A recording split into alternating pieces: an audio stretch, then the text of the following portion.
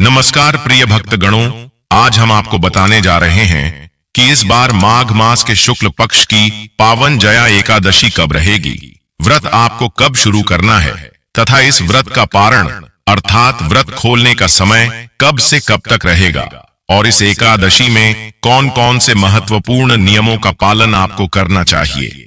सारी बातें आज की इस वीडियो में जानेंगे, तो आप अंत तक वीडियो में बने रहे। वीडियो शुरू करने से पहले एक बार पूरी श्रद्धा के साथ कमेंट सेक्शन में लिखें, जय श्री हरि विष्णु। भगवान हरि की कृपा आप पर सदैव बनी रहेगी और वीडियो को लाइक करके हिंदू रिलीजियस टेल्स चैनल को सब्सक्राइब अवश्य कर लीजिए। प्रिय भक्तगणों, पूरे वर्ष में 24 एकादशी आती है, लेकिन जिस साल अधिक मास या पुरुषोत्तम मास आता है उस साल 2 अधिक एकादशी हो जाती है। कुल मिलाकर के 26 एकादशी आती है। प्रत्येक महीने में 2 बार एकादशी आती है, एक कृष्ण पक्ष में, दूसरी शुक्ल पक्ष में। दोनों ही एकादशियों का भिन्न भिन्न महत्व हमारे धर्म ग्रंथों तथा पुराणों में बताया हुआ है। एकादशी का व्रत भगवान श्री लक्ष्मी नारायण जी का परम प्रिय व्रत है। यदि आप प्रत्येक एकादशी का व्रत करते हैं तो भी इस एकादशी का व्रत आपको करना चाहिए, और नहीं करते हैं तो इस एकादशी का व्रत जरूर करना चाहिए, क्योंकि यह एकादशी कोई साधारण एकादशी नहीं है। इसी दिन भीष्म पितामह के माध्यम से विष्णु सहस्त्र नाम की उत्पत्ति हुई थी, इसलिए इस एकादशी को भीष्म एकादशी भी कहा जाता है।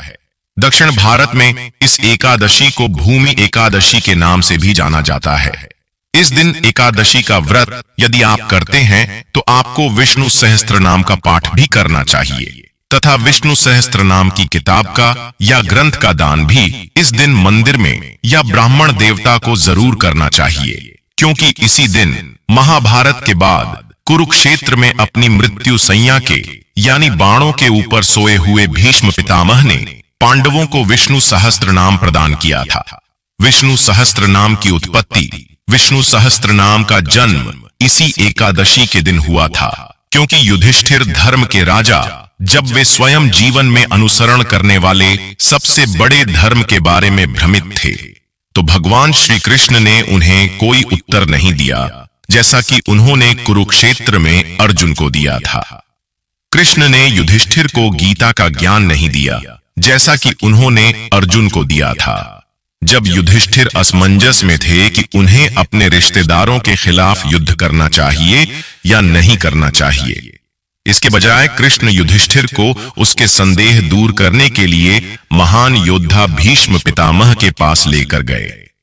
जब भगवान कृष्ण युधिष्ठिर को भीष्म के पास ले गए तो भीष्म ने भगवान श्री कृष्ण को अपने सामने पाकर कि अपने आप को धन्य पाया और कहा कि हे दामोदर, हे मधुसूदन, आज आपने मुझे दर्शन दे करके मुझे कृतार्थ कर दिया है। उन्होंने अपने नेत्रों से प्रभु को प्रणाम किया। भगवान कृष्ण ने भीष्म पितामह से कहा कि भीष्म पितामह, आज मैं 5 पांडवों को आपकी शरण में लेकर आया हूं और इन्हें आप धर्म का उपदेश दीजिए। तब भीष्म पितामह ने भगवान को नमन करते हुए कहा कि हे दामोदर, है मधुसूदन, मैं क्या धर्म का उपदेश करूं? आप तो स्वयं ज्ञानी हैं, आप तो परम ब्रह्म हैं, आप तो परमात्मा हैं, आप सब कुछ जानते हैं, आपके पास तो ज्ञान का अथाह भंडार है, मैं तो आपके सामने शून्य हूं। फिर भगवान कृष्ण ने भीष्म पितामह से निवेदन किया। उन्होंने धर्मराज युधिष्ठिर की ओर संकेत किया। धर्मराज युधिष्ठिर में सबसे पहला जो प्रश्न किया था उसमें यह पूछा था कि हे पितामह, दुनिया में सबसे महान और सबसे बड़े देवता कौन है? सबसे बड़े देवता कौन है? दूसरा प्रश्न किया कि सभी के लिए कौन से देवता की शरण उत्तम रहती है, किसकी शरण में जाना चाहिए? तीसरा प्रश्न किया किसकी महिमा का गुणगान करना चाहिए और किसकी महिमा का किसकी स्तुति करने से मनुष्य सुख, शांति और समृद्धि तक पहुंच सकता है। उसके बाद अगला प्रश्न पूछा किसकी पूजा करने से मनुष्य को सुविधा देने जीवन में सुख, शांति, समृद्धि प्राप्त होती है। पांचवा प्रश्न पूछा कि आपकी राय में सबसे बड़ा धर्म क्या है। छठा प्रश्न पूछा किसका जाप करने से प्राणी संसार के बंधनों से परे यानी मुक्त हो सकता है, बंधनों से उसे मुक्ति प्राप्त हो जाती है। इस प्रकार धर्मराज युधिष्ठिर ने 6 प्रश्न भीष्म पितामह से इसी एकादशी के दिन किए थे। भीष्म पितामह ने उत्तर देते हुए कहा कि विष्णु सहस्त्र नाम का जाप करने से भगवान विष्णु जी किस तरह प्राप्त करने, भगवान विष्णु जी की महिमा का गुणगान करने से और भगवान विष्णु जी की पूजा अर्चना करने से मनुष्य सभी दुखों से मुक्त हो जाता है। और उसी समय उन्होंने कहा कि जो सर्वव्यापी है, सर्वोच्च है, विष्णु के हजारों नाम है, जो सभी दुनिया का संसार का स्वामी है, सर्वो प्रकाशसार है, ब्रह्मांड और ब्रह्म है, सभी चेतन और निर्जीव पदार्थ उन्हीं में निवास करते हैं और वह बदले में सभी पदार्थों के भीतर निवास करता है। इसीलिए भीष्म पितामह ने कहा कि सबसे बड़े यदि कोई देवता है जिनकी शरण में हमें जाना चाहिए, जिनकी महिमा का गुणगान हमें करना चाहिए, वह परम ब्रह्म भगवान विष्णु है। और उसी समय विश्व पितामह ने भगवान विष्णु के 1000 नामों का उच्चारण किया। उसी समय विष्णु सहस्त्र नाम की उत्पत्ति हुई थी। इसीलिए इस एकादशी को भीष्म एकादशी के नाम से जाना जाता है। भगवान विष्णु जी की प्रार्थना करना और विष्णु सहस्त्र नाम का पाठ करना या सुनना अत्यधिक शुभ माना जाता है। इस एकादशी के दिन यदि आप मोक्ष की प्राप्ति चाहते हैं, सभी पापों से मुक्ति चाहते हैं, तो आपको इस दिन विष्णु सहस्त्र नाम का पाठ सुनना चाहिए। विष्णु सहस्त्र नाम की पुस्तक का दान करना चाहिए। हमारे धर्म ग्रंथों और पुराणों में एकादशी की जो महिमा बताई गई है, उसमें लिखा हुआ है कि विष्णु एकादशी गीता तुलसी विप्रो देना, सारे दुर्ग संसारे शक्तिदायिनी, भगवान श्री हरि विष्णु जी का पूजन करना, एकादशी का व्रत रखना, गीता जी का पाठ करना, तुलसी जी का पूजन एवं दर्शन करना, ब्राह्मण देवताओं की सेवा करना, उनको दान करना, उनको भोजन करवाना, गौ माता की रक्षा तथा सेवा करना, ये 6 कार्य इस कठिन संसार सागर को पार करने हेतु मुक्त बताए गए हैं। इसीलिए कहा गया है कि एकादशी का जो व्रत है उस सबसे बड़ा व्रत माना गया है। जो भक्तजन माताएं बहनें एकादशी का व्रत करते हैं, उनको दशमी तिथि से लेकर के द्वादशी तक कुछ महत्वपूर्ण नियमों का पालन अनिवार्य रूप से करना चाहिए। यदि आप सभी नियमों का पालन पूरे विधि विधान से नहीं कर पाते हैं, तो आप प्रभु से क्षमा याचना कर लीजिएगा, क्योंकि भगवान तो करुणा निधान, दया निदान, दया के सागर है। इसलिए उनसे आप हाथ जोड़ करके क्षमा याचना करें कि निश्चय ही उनको क्षमादान प्राप्त होगा। दशमी के दिन एक समय शुद्ध एवं सात्विक भोजन करें तथा इस दिन चावल, शहद, लहसुन, प्याज, मांस, मदिरा, मसूर की दाल, कटहल की सब्जी का उपयोग नहीं करना चाहिए। दसवीं के दिन पराया अन्न अर्थात दूसरे के घर का भोजन नहीं करना चाहिए। विवाहित स्त्री यदि अपने मायके में भोजन करती है तो उसका कोई दोष नहीं लगेगा। ब्रह्मचर्य व्रत का पालन करना चाहिए। एकादशी के दिन सुबह जल्दी उठकर के स्नान करके पूजा अर्चना करके एकादशी व्रत का संकल्प धारण करना चाहिए। पद्म पुराण के उत्तरखंड के अध्याय 64 में श्लोक नंबर 34 लिखा हुआ है, एकादश श्याम निराहारा चिताहम परेहमी मोक्षगामी पुंडरीकाक्ष शरणम में भवाचिता। हे कमल नयन, हे भगवान वासुदेव, एकादशी के दिन निराहार रहकर के दूसरे दिन ही भोजन करूंगा। आपको संकल्प धारण करना चाहिए। एकादशी के दिन सर्वप्रथम पूजा अर्चना करने के बाद सूर्य भगवान को अर्घ्य प्रदान करें, माता पिता को प्रणाम करें, तुलसी जी का पूजन करें, गौ माता का पूजन करें तथा इस दिन किसी भी मनुष्य को अन्न का सेवन नहीं करना चाहिए, केवल फलाहार करना चाहिए। एक समय फलाहार करें, 2 समय फलाहार करें, कोई दोष नहीं लगेगा, लेकिन अन्न का सेवन नहीं करना है। अन्न का मतलब होता है दाल, चावल, रोटी, सब्जी इत्यादि जो अन्न की वस्तुएं होती हैं, उनका सेवन बिल्कुल नहीं करना चाहिए। सर्वोत्तम फलाहार गाय का दूध, दूध से बनी वस्तुएं मानी गई है। इसके अलावा ड्राई फ्रूट, सूखा मेवा, साबूदाना, मूंगफली दाना और अन्य प्रकार के जो शब्द और 7 फलाहार होते हैं, उनका उपयोग करना चाहिए। एकादशी के दिन झूठ नहीं बोले, क्रोध न करें, लड़ाई झगड़ा एवं वाद विवाद बिल्कुल न करें, दाढ़ी कटिंग अथवा शेविंग नहीं करवाना चाहिए, नाखून नहीं काटना चाहिए, शरीर के अंग के कोई भी बाल काटना या कटवाना इस दिन वर्जित माना गया है। किसी भी प्राणी का, किसी भी जीव का, किसी भी मनुष्य का अपमान या अनादर इस दिन बिल्कुल नहीं करना चाहिए। ईश्वर अंश जीव अविनाशी, प्रत्येक प्राणी में, प्रत्येक जीव में ईश्वर का वास माना गया है। दिन में सोना नहीं चाहिए, रात्रि में जागरण करें।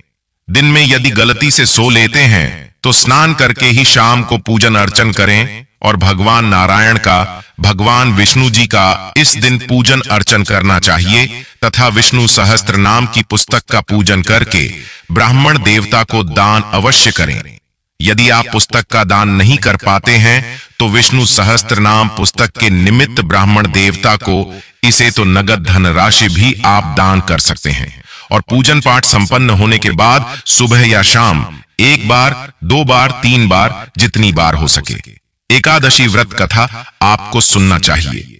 कथा सुनने के बाद ब्राह्मण देवता को यथाशक्ति दक्षिणा अवश्य प्रदान करना चाहिए और शुभ मुहूर्त में अगले दिन ही एकादशी व्रत का पारणा करना चाहिए।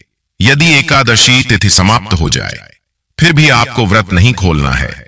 द्वादशी के दिन भगवान विष्णु जी की पूजा करके, ब्राह्मणों को भोजन करवा करके या आटा दाल चावल सीधा सामग्री दान करके या फिर उन्हें नकद धनराशि दे करके ही व्रत का पारणा करना चाहिए। व्रत का पारणा पूरे परिवार के साथ करना चाहिए। पारणा का मतलब होता है व्रत को खोलना। एकादशी व्रत का पारणा अगले दिन सूर्योदय के बाद ही किया जाता है। पारणा को हरिवासर के दौरान कभी भी नहीं खोलना चाहिए। हरिवासर का समय समाप्त होने के बाद ही व्रत को खोलना चाहिए। हरिवासर द्वादशी तिथि की 1/4 अवधि के बराबर है। उपवास खोलने का यह व्रत खोलने का जो सबसे श्रेष्ठ समय माना जाता है वह अगले दिन सूर्योदय होने के 2 घंटे की अवधि मानी गई है।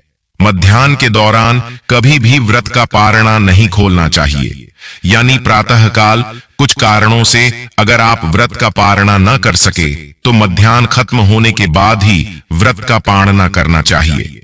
तो आइए अब जानते हैं एकादशी व्रत के शुभ मुहूर्त के बारे में। इस बार एकादशी के दिन तो भद्रा लग रही है, लेकिन द्वादशी तिथि को बहुत ही शुभ योग बन रहे हैं जो कि त्रिपुष्कर योग है।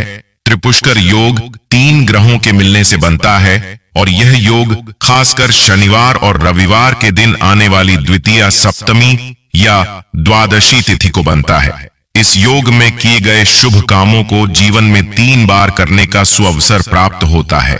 इस योग में नया घर, जमीन, गाड़ी या अन्य संपत्ति खरीदना शुभ होता है।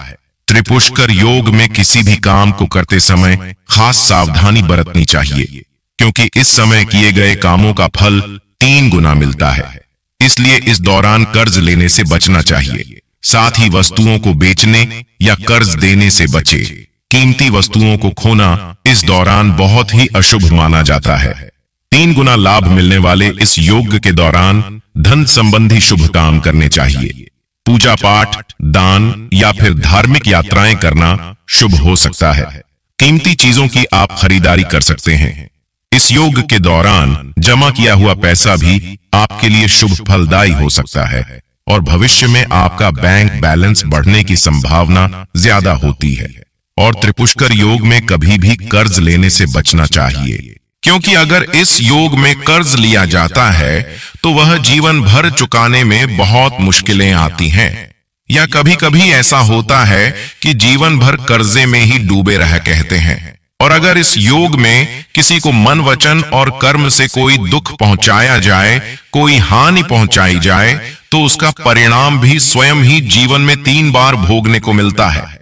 अब जानिए एकादशी व्रत की तिथि, शुभ मुहूर्त और भद्रा काल के समय के बारे में। साथ ही आप जानेंगे भद्रा का वास इस बार कहां रहेगा। इस बार माघ शुक्ल पक्ष की एकादशी तिथि 7 फरवरी शुक्रवार रात 9:27 से प्रारंभ होगी और एकादशी तिथि समाप्त होगी 8 फरवरी शनिवार रात 8:15 पर। और ऐसे में हिंदू पंचांग के अनुसार इस बार जया एकादशी व्रत 8 फरवरी दिन शनिवार को रहेगा। 7 फरवरी शुक्रवार को दशमी तिथि के नियमों का पालन किया जाएगा।